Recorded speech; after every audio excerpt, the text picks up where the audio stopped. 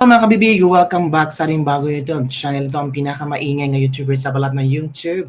Ako si Kabibig, maglabag-labag na town with evidence. Naudlot.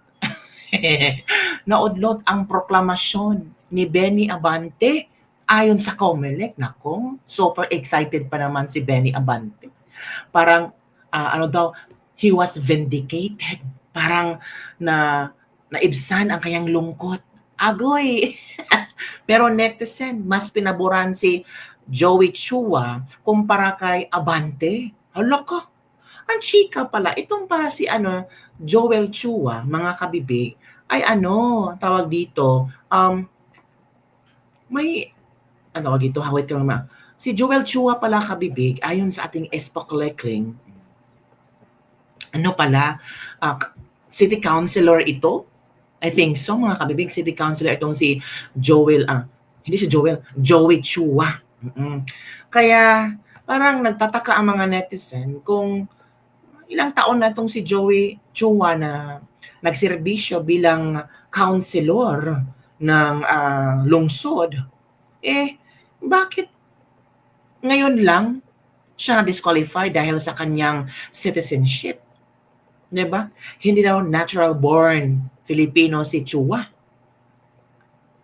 Naku po. Pero, basta naudlot ang proklamasyon ni Benny Abante. Hindi pa maproproklama si Benny Abante. Hindi pa maproproklama si Benny Abante bilang representative ng 6th District ng Manila ayon kay Commission on Election COMELEC Chairperson Erwin Garcia nitong Huwebes. Naku, naudlot talaga ang kasiyahan niya. Akala kasi niya baka today ma-proclaim na ako. Nilinaw ni Garcia na hindi pa final ang desisyon. Ay, hindi pa pala final. Sabi ng COMELEC Second Division na nagpawalang bisa sa Certificate of Candidacy ni Luis Joey Chua Uy dahil may 5 araw pa ang respondent para hamunin ang ruling. So pwede pa. Pwede pa si Chua magsumite ng ruling, ng petisyon. Kahit na annulled ang kanyang proclamation kay Chua, kung hindi pa final and executory ang desisyon, ay maaring may effect pa ang proclamation hanggat wala pang finality ang desisyon na binabaliwala ang naturang proclamation. So it means si Chua pa rin ang nanalo. 'Di ba? Si Chua pa rin. Kasi hindi pa final, 'di ba? Kasi ang laging titingnan ay kapag mag-in-issue ang COMELEC ng Certificate of Finality and Entry of Judgment. Kasi si Chua may 5 araw pa para sagutin ang ruling, ang nangyaring annulled at desisyon ng COMELEC Second Division. Maaring umanong maghain si Uy ng motion for reconsideration. Ay, posible pang bawiin ng COMELEC ang kanilang pag-dismiss, pag-annulled, pagpawalang bisa ng Certificate of Candidacy ni Chua. Sa COMELEC na NBank para questionin ang ruling. Posible rin niyang iangat, posibleng iangat ni Uy ang kaso sa Supreme Court ayon pa kay Garcia. So mataas-taas pa na proseso, mga kabibig. May 5 araw pa si Uy na sumagot sa nangyaring pagpapalawang bisa ng kanyang Certificate of Candidacy. Pwede siyang magsumite ng motion for reconsideration. Pwede din siyang humingi at iangat ang kaso sa Supreme Court. So talagang bakante pa ang opisina or kung sino man ang representative ng 6th District. Pero sabi ni Erwin Garcia na hindi pa finality na si Benny Abante. So maghintay ka lang, Benny Abante, sabi ng ilang mga netizen. Pero si Benny Abante ay talagang pinuri niya ang pagbasura ng COMELEC sa proklamasyon ni Uy. Wala, grabe no? Parang pinuri, talagang happy siya. Parang sabi niya, karma. Ganun ba? Posible, di ba? So eto, kabibig, manood tayo ng isang video kung saan na-interview si Benny Abante, mga kabibig. Yes? Na-interview si Benny Abante sa Bilyonaryo. Okay, let's watch know, this. when you learned about the news this morning that Joey Uy has been disqualified by the second division of COMELEC. Mhm. Of course, I was very, very happy about that. Mm. Para bang nabunutan ako ng tinik at Ooh. pangalawa, that I was actually, vindicated. Oh, vindicated. Vindicated. Kayo po ba ang nag-file ng disqualification case against Joey Uy? Yes, I did. Ay. Upon learning that he is actually a naturalized citizen. Oh, siya pala. Oh, kasi alam nyo, sa botohan talaga, konti lang talaga ang laman ni Uy kay Benny Abante. So talagang hinahanapan niya ng buslot, gusot si Uy. So nakakita ng buslot, gusot si si Benny Abante kay Uy. So talagang nagsumiti siya na ipa-disqualify si Uy. 'Di ba? Paano niyo po na-discover yun? That back then, si Joey Uy, according to at least the decision of this division, was only a naturalized citizen, and at the time that he was born, his parents were Chinese nationals. Well, someone called me up that I have not talked for a long time and told me about it. So I began to really study it and investigate, actually. And how were you able to gather the documents or proof about Joey Uy's citizenship? Well, I got a lawyer, and they were the ones that actually looked for the evidence. And lo and behold, talaga namang nakita na he is a naturalized citizen. Ano po yung message ninyo sa mga supporters mo? We understand that you won in the 6th District. Malapit na malapit po yung votes between you and Joey Uy. Yeah, ako nagpapasalamat sa aking constituency na naniniwala pa rin sa akin, no. Of course, in that fight in the election, lumamang siya sa akin ng more than 1,000 lang. So hindi naman ako yung bang nagkulang diyan, and I still believe that the 6th District of Manila still want me to be their congressman. So I'm very thankful to my constituency, especially those that actually supported me.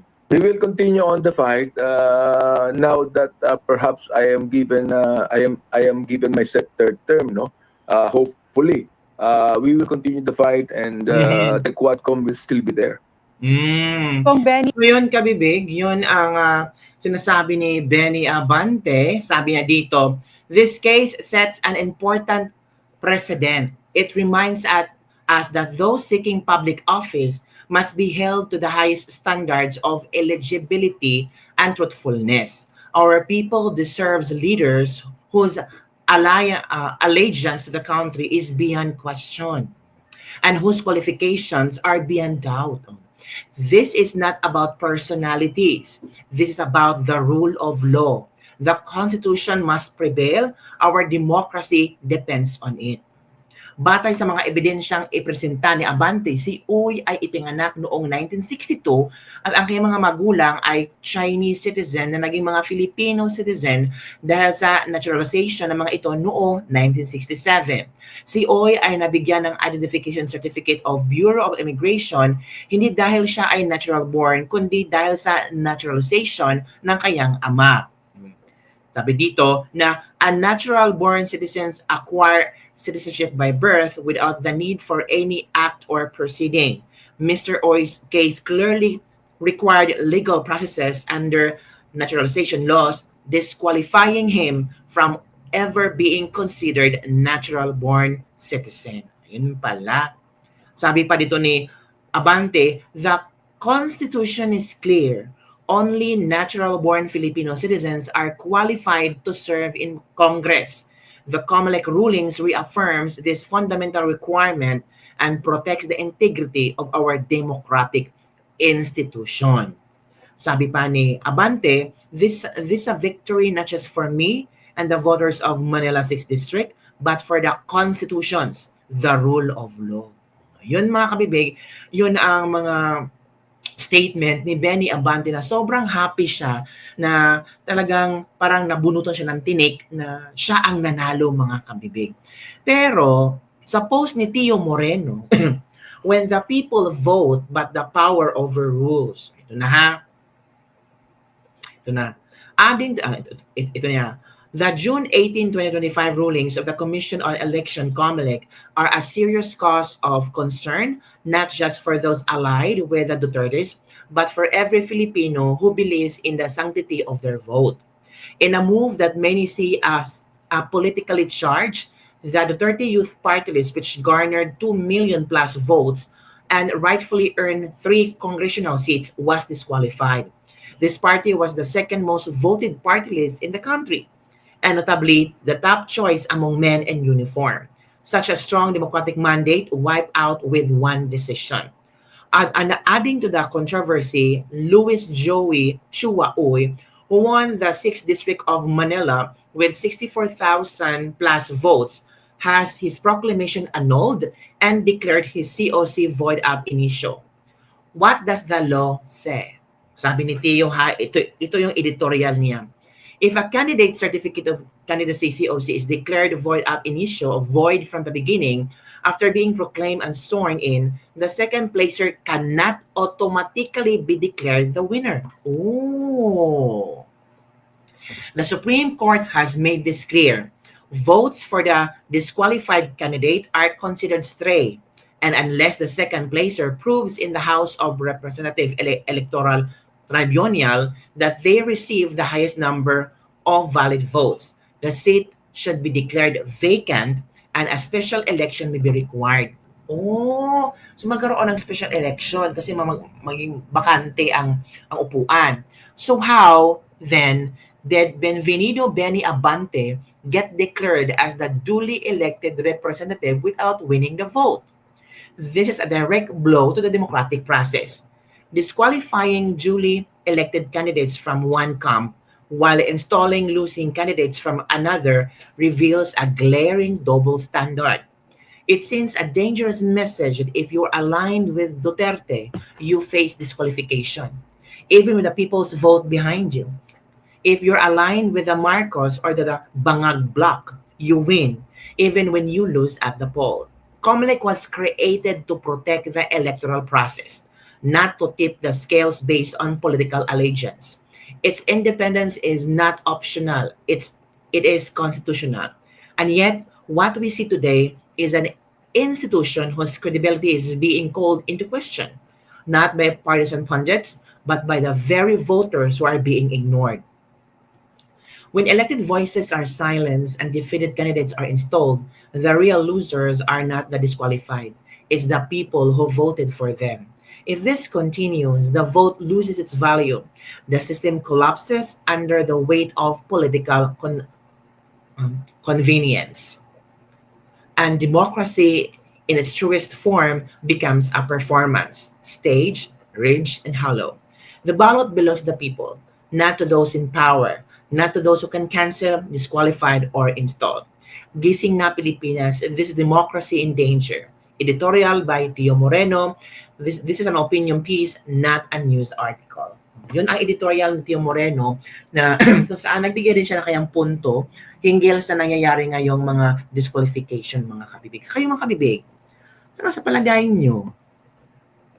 Dapat bang umupo si Benny Abante? Tama lang ba na proclaim si Benny Abante na bagong panalong congressman sa 6th District ng Manila? At ano ang mangyayari kay Uy? Na binigyan ng 5 araw si Uy para magsumite ng motion for reconsideration sa COMELEC and Bank para questionin ang ruling. Kaya ang gagawin ni Uy, no? Ay nako kabibig, maghihintay-hintay tayo sa mga latest updates. But ngayon, I'm sure happy si Benny Abante. Let him enjoy the moment kasi sabi niya, I feel vindicated. I feel na parang yung tinik sa puso ko ay parang parang na-relax siya sa nangyari. Of course, natalo ka, di ba? Sino ba namang hindi malulungkot na natalo ka ng isang kalaban na si Uy. Tapos later on, sabihin ikaw na ang panalo.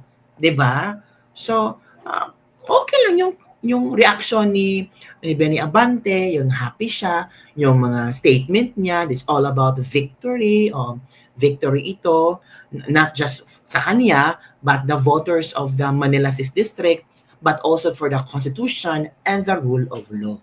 So yun lang kabibig, ano ang inyong komento hinggil dito? Okay lang ba sa inyo na ang ihahalili ni Uy ay si Benny Abante? Kasi disqualified si Uy, so pasok si Benny Abante. Yun ba ang sabi ng konstitusyon natin? Yun ba ang tawag dito? Nasa bala or law natin? We need expert lawyers to explain on this matter, mga kabibig. Yun lang, don't forget to like, subscribe, and share this video para sa mga latest trending news na ating pag-usapan. Bye everyone! See you next time!